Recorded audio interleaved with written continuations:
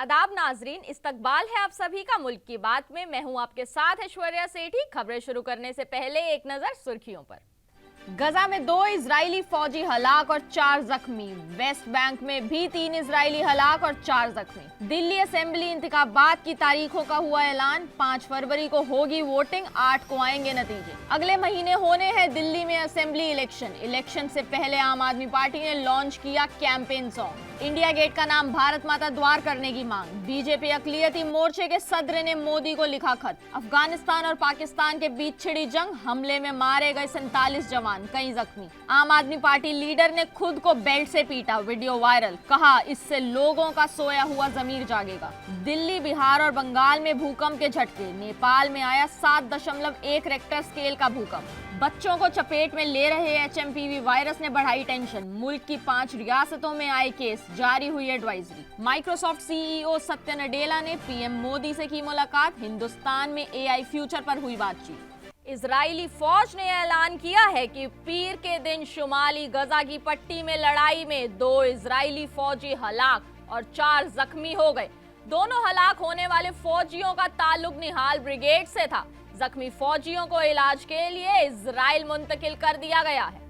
उधर मगरिबी किनारे से भी 2 फिलिस्तीनियों की जानिब से फायरिंग में 3 इजरायलियों के हलाक और 4 के जख्मी होने की इत्तला है। शुमाली गजा की पट्टी में लड़ाई के दौरान ये वाकया पेश आया है। हलाक होने वाले फौजियों के नाम मेजर डेविड जियोन रेवा और दूसरे का नाम इतान इजराइल है। 2 का ताल्लुक निहाल ब्रिगेड से बताया गया है। शुमाली हुनैन के इलाके में 4 और फौजियों के शदीद जख्मी होने की खबर है। इन दोनों फौजियों का ताल्लुक जासूसी यूनिट से था। उधर मगरिबी किनारे में कालीला के मशरिक में कदमीम बस्ती के करीब 2 फिलिस्तीनियों की जानिब से की गई फायरिंग में 3 इजरायली हलाक हो गए हैं और 4 जख्मी हो गए हैं। इजरायली जराए का कहना है कि कदमीम बस्ती के इलाके में एक बस और गाड़ियों को निशाना बनाया गया है। बताया जा रहा है कि हमलावर कार में सफर कर रहे थे और नबलूस इलाके की तरफ भाग गए। इजराइल ने इस मकाम पर फौज की एक और बड़ी टुकड़ी को रवाना कर दिया है। उधर IDF ने गजा के बीचों बीच अक़वाम मुत्तहिदा के वर्ल्ड फूड प्रोग्राम के काफिले पर फौजियों ने फायरिंग की है। WPF ने कहा कि हमले के 8 अरकान के साथ 3 गाड़ियों के काफिले को इजरायली फौजियों ने तमाम मंजूरी मिलने के बावजूद गोली मार दी। याद रहे कि दूसरी तरफ इजराइल और हमास के बीच मुआहिदे पर बातचीत भी हो रही है, जिसके पहले से ज्यादा कामयाब होने के इम्कान है। वहीं इजराइल ने पिछले 2 दिनों में गजा पर ताबड़तोड़ हमले किए हैं, जिसमें करीब 200 से ज्यादा अफराद हलाक हुए हैं। दिल्ली के लोगों और सियासी पार्टियों को जिस दिन का इंतजार था वह सामने आ गया है। आज इलेक्शन कमीशन ने प्रेस कॉन्फ्रेंस का इनेकाद किया और दिल्ली असेंबली इंतखाबात 2025 के शेड्यूल का ऐलान कर दिया है। इलेक्शन कमीशन ने बताया है कि दिल्ली में 70 असेंबली सीटों के लिए 5 फरवरी की तारीख को वोट डाले जाएंगे, वहीं 8 फरवरी को नतीजे आएंगे। इसी के साथ दिल्ली में आचार संहिता लागू कर दी गई है। असेंबली का मौजूदा कार्यकाल 23 फरवरी को खत्म हो रहा है। दिल्ली असेंबली इंतखाबात के पहले आम आदमी पार्टी ने आज अपना कैंपेन सॉन्ग फिर लाएंगे केजरीवाल रिलीज कर दिया है। कैंपेन सॉन्ग के रिलीज के दौरान मंच पर अरविंद केजरीवाल के साथ ही मनीष सिसोदिया, CM आतिशी, गोपाल राय समेत आम आदमी पार्टी के कई दिग्गज लीडर मौजूद थे। दिल्ली इलेक्शन के लिए कैंपेन सॉन्ग लॉन्च करने के बाद अरविंद केजरीवाल ने बीजेपी पर निशाना साधते हुए कहा कि हमारा गाना उनके लीडर को भी पसंद आएगा। वो चाहें तो अपने घर में कमरा बंद करके इस गाने पर थिरक सकते हैं। कैंपेन सॉन्ग के रिलीज से पहले आम आदमी पार्टी के लीडर सौरभ भारद्वाज ने कहा कि जब साल 2015 में 5 साल केजरीवाल सॉन्ग को रिलीज किया तो शायद ही कोई शादी होती होगी जब DJ पर ये गाना नहीं बजता था। उन्होंने कहा कि इतनी लंबी सियासत में कभी ऐसा नहीं देखा गया कि किसी शादी में किसी पार्टी का थीम सॉन्ग बजता हो, लेकिन आम आदमी पार्टी का गाना शादियों में खूब बजाया गया। सौरभ भारद्वाज ने कहा कि आज ये कैंपेन सॉन्ग रिलीज हो रहा है और कल से फिर हर शादी में ये गाना बजता हुआ सुनाई देगा। मुल्क में नाम बदलने का सिलसिला अभी भी जारी है।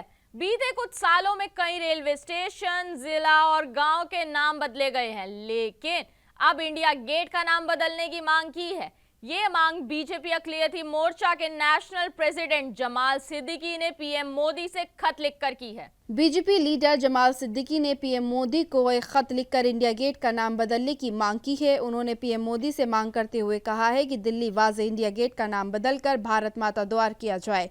इंडिया गेट को भारत माता द्वार करने से उस पिलर पर दर्ज हजारों शहीद देशभक्तों के नाम को सच्ची श्रद्धांजलि होगी। अक़लियती मोर्चा के नेशनल प्रेसिडेंट सिद्दीकी ने पीएम मोदी को खत लिखकर ये भी कहा कि आपकी क़यादत में हिंदुस्तान में करीब 140 करोड़ हिंदुस्तानी भाई बहनों के दिल में हिंदुस्तानी सकाफत से मोहब्बत में लगन का एहसास बढ़ गया है। जिस तरह आपके दौर में मुगल हमलावरों और लुटेरों अंग्रेजों के जरिए दिए गए जख्म को भरा गया है और गुलामी के दाग धब्बों को धोया गया है, इससे पूरे हिंदुस्तान में खुशी है। अफगानिस्तान पर पाकिस्तान के एयर स्ट्राइक के बाद तालिबान बदले की आग में जल रहा है। पाक के हमले के बाद टीटीपी के लड़ाकों ने पाकिस्तान के खिलाफ जंग का ऐलान कर दिया और अफगानिस्तान और पाकिस्तान बॉर्डर पर मौजूद पाक फौजियों की चौकी पर कब्जा कर लिया। पाकिस्तान में इन दिनों सब कुछ ठीक नहीं चल रहा है। पहले पाकिस्तान ने अफगानिस्तान पर एयर स्ट्राइक की, जिसके बाद तालिबान और पाकिस्तान के बीच काफी तनाव है। इतना ही नहीं, पाकिस्तान के इस हमले के बाद तालिबान बदले की आग में जल रहा है। इस बीच टीपीपी के लड़ाकों और पाकिस्तान के बीच हिंसक झड़प हुई है, जिसमें कई पाकिस्तानी फौजी मारे गए हैं, जबकि टीपीपी के लड़ाकों ने कई पाकिस्तानी सेना चौकियों पर कब्जा कर लिया है। अब पाकिस्तान में एक और मुसीबत खड़ी हो गई है। दरअसल बलूच लिबरेशन आर्मी ने पाकिस्तानी सेना के काफिले पर हमला किया, जिसमें कम से कम 47 फौजियों की मौत हो गई थी, जबकि 30 से ज्यादा फौजी जख्मी हुए।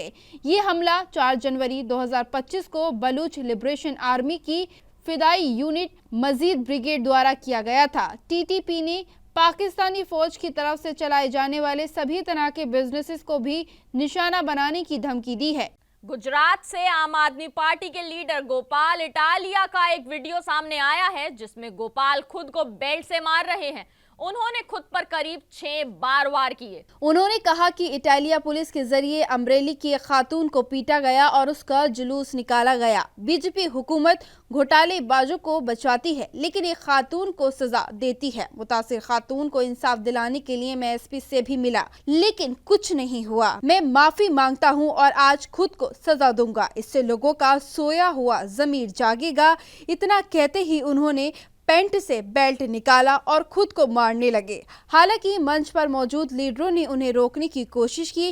साथ ही आपको ये भी बताते चले कि अमरेली की एक खातून को 29 दिसंबर को बीजेपी एमएलए कौशिक को बदनाम करने की साजिश में शामिल होने के इल्जाम में गिरफ्तार किया गया था।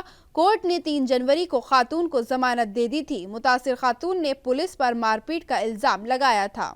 नेपाल, चीन और भारत के बिहार, झारखंड, सिक्किम, असम, बंगाल और दिल्ली एनसीआर में आज सुबह 6:35 के आसपास भूकंप के झटके महसूस किए गए। बता दें, भूकंप का मरकज नेपाल तिब्बत सरहद के पास के शिजांग में था। रेक्टर स्केल पर इस भूकंप की इंटेंसिटी 7.1 नापी गई। जानकारी के मुताबिक बताते चले कि बिहार के मोतिहारी और समस्तीपुर, बंगाल के मालदा और सिक्किम में धरती हिलती रही। कहा जा रहा है कि लगभग 5 सेकंड तक झटके महसूस किए गए हैं। नेशनल सेंटर फॉर सिस्मोलॉजी के मुताबिक नेपाल तिब्बत बॉर्डर के पास मौजूदा शिजांग से शुरू हुए इस भूकंप ने काफी लंबे एरिया को कवर कर लिया। इससे पहले 6 जनवरी की शाम 7 बजे भी शिजांग में रिक्टर स्केल पर 7.7 मैग्नीट्यूड का भूकंप दर्ज किया गया था। साथ ही आपको ये भी बता दें कि चीन में भी भूकंप आया, जिसमें करीब 32 लोगों की मौत हो गई और जबकि 38 लोग जख्मी हुए हैं। चीन की सरकारी न्यूज एजेंसी सिन्हुआ के मुताबिक इस भूकंप का मरकज तिब्बत के शिजांग में जमीन से 10 किलोमीटर नीचे था। चीन में फैले कोरोना जैसे वायरस HMPV के हिंदुस्तान में अब तक 8 केस सामने आ चुके हैं। बता दें, महाराष्ट्र के नागपुर में 2 बच्चे पॉजिटिव हैं, कर्नाटक तमिलनाडु में भी 2 बच्चे पॉजिटिव हैं और बंगाल गुजरात में भी एक बच्चे में वायरस के सिम्टम्स के 2 केस सामने आए हैं। जानकारी के मुताबिक बताते चले कि महाराष्ट्र के नागपुर में 2 केस सामने आए हैं। इनमें एक 13 साल की लड़की और एक 7 साल का लड़का इन्फेक्टेड मिला है। लगातार सर्दी बुखार के बाद प्राइवेट लैब में टेस्ट के बाद दोनों की रिपोर्ट पॉजिटिव आई है। हालांकि इन दोनों को अस्पताल में एडमिट नहीं करना पड़ा, घर पर ही इलाज से उनकी कंडीशन कंट्रोल में है। इससे पहले पीर की सुबह कर्नाटक में 3 महीने की बच्ची और एक 8 महीने के बच्चे में ये वायरस मिला था। दोनों बच्चों की जांच बेंगलुरु के एक अस्पताल में की गई। पश्चिम बंगाल में भी 5 महीने के बच्चे में इस बीमारी के सिम्टम्स मिले हैं। तमिलनाडु के चेन्नई में भी 2 बच्चे इन्फेक्टेड मिले हैं। अहमदाबाद में भी 2 महीने के बच्चे में HMPV का वायरस मिला है। ये बच्चा राजस्थान का है और इलाज के लिए अहमदाबाद पहुंचा है। केस सामने आने के बाद हेल्थ मिनिस्टर JP नड्डा ने कहा है कि वायरस सांस लेने और हवा से फैलता है। ये सभी उम्र के लोगों पर असर करता है। साथ ही वर्ल्ड हेल्थ ऑर्गेनाइजेशन हालात पर नजर बनाए हुए है और जल्द ही रिपोर्ट शेयर की जाएगी। माइक्रोसॉफ्ट के CEO सत्य नडेला ने PM नरेंद्र मोदी से मुलाकात की है, जिसकी तस्वीर खुद PM मोदी के सोशल मीडिया प्लेटफॉर्म पर शेयर की गई। बताते चले कि वजीर आजम नरेंद्र मोदी ने लिखा है कि हमारे बीच इनोवेशन, तकनीक और आर्टिफिशियल इंटेलिजेंस के अलग अलग प्लेटफॉर्म्स पर चर्चा हुई, जिस पर सत्य नडेला ने कहा कि मैं हिंदुस्तान को AI में सबसे आगे बनाने की दिशा में काम करने के लिए एक्साइटेड हूं। वजीर आजम नरेंद्र मोदी ने सोशल मीडिया प्लेटफॉर्म X पर लिखा कि सत्य नडेला, आपसे मिलकर मुझे वाकई बहुत खुशी हुई है। हिंदुस्तान में माइक्रोसॉफ्ट के महत्वाकांक्षी विस्तार और इन्वेस्टमेंट प्लान्स के बारे में जानकर खुशी हुई। वजीर आजम नरेंद्र मोदी ने बताया कि मीटिंग में इनोवेशन, तकनीक और AI के अलग अलग प्लेटफॉर्म पर चर्चा हुई।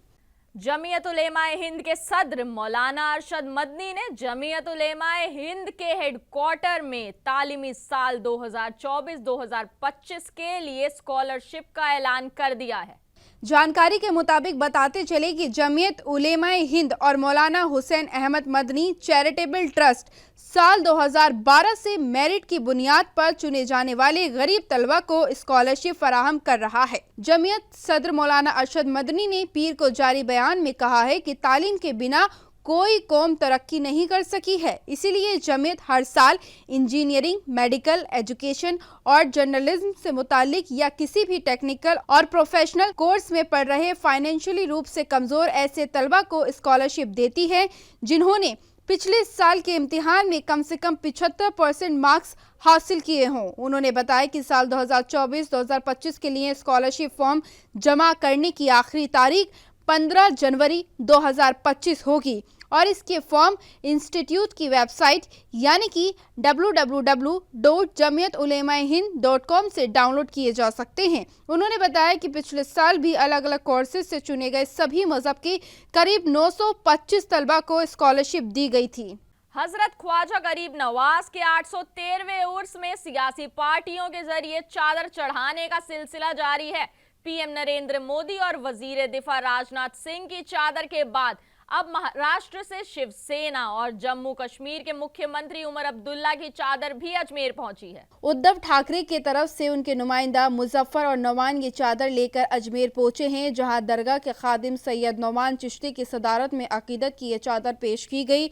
उर्स के मौके पर ठाकरे खानदान की जानिब से हर साल ये चादर भेजी जाती है।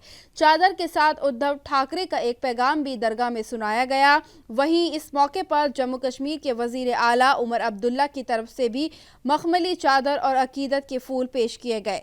नेशनल कॉन्फ्रेंस के कौमी सदर डॉक्टर फारूक अब्दुल्ला की तरफ से भी चादर पेश की गई। नेशनल कॉन्फ्रेंस जम्मू कश्मीर के सदर शौकत अहमद मीर और डॉक्टर उमर फारूक ने अजमेर शरीफ दरगाह पहुंचकर चादर चढ़ाई और मुल्क में अमन, चैन, एकता और खुशहाली की दुआ मांगी। इस मौके पर बुलंद दरवाजे से उमर अब्दुल्ला और फारूक अब्दुल्ला का खास पैगाम पढ़कर सुनाया गया।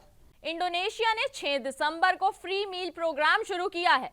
यह सदर प्रबोवो सुबियांतो और नायब सदर जिब्रान राका बूमिंग राका की क़यादत वाली हुकूमत ने अपने शहरियों के न्यूट्रिशन में इम्प्रूवमेंट के लिए एक खास पहल शुरू की है। नेशनल न्यूट्रिशन एजेंसी के सरबराह दादन हिंदियाना ने पीर के रोज कहा, हमारा टारगेट जनवरी से अप्रैल तक 3 मिलियन लाभार्थियों तक पहुंचना है। उन्होंने जोर देकर कहा कि प्रोग्राम कई फेज में लागू किया जाएगा। लोगों में बेहतर तकसीम को यकीनी बनाया जाएगा और तकसीम के अमल का जायजा लिया जाएगा। पहले फेज में मुल्क की 48 रियासतों में से 26 में ये शुरू किया जा रहा है, जिसमें स्कूल के तलबा को इमदाद हासिल करने वाले पहले ग्रुप के तौर पर तरजीह दी गई है। इसके बाद इनमें छोटे बच्चे, हमला ख्वातीन और दूध पिलाने वाली वालिदैन शामिल होंगे। दिल्ली हाई कोर्ट 7 फरवरी को 2020 में हुए तशद्दुद से मुताल्लिक गैर कानूनी एक्टिविटीज और यूएपीए एक्ट मामले में स्टूडेंट्स और सामाजिक कारकुनान उमर खालिद, शर्जील इमाम और दूसरे लोगों की जमानत अर्जियों पर सुनवाई करेगा। बताते चले कि दिल्ली पुलिस द्वारा इन मामलों में अपनी दलीलें पेश किए जाने की उम्मीद जताई जा रही है। जस्टिस नवीन चावला और जस्टिस शैलिंदर कौर इन मामलों की सुनवाई करेंगे। खालिद इमाम और दूसरों पर फरवरी 2020 के दंगों के मुबैना तौर पर मास्टर साजिशी होने के वजह से यूएपीए और इंडियन पेनल कोड के प्रोविजंस के तहत मामला दर्ज किया गया था। इन दंगों में करीब 93 लोगों की मौत हो गई थी और 700 से ज्यादा लोग जख्मी हुए थे। नाजरीन, मुल्क की बात में आज के लिए बस इतना ही। मुझे दीजिए इजाजत। आदाब।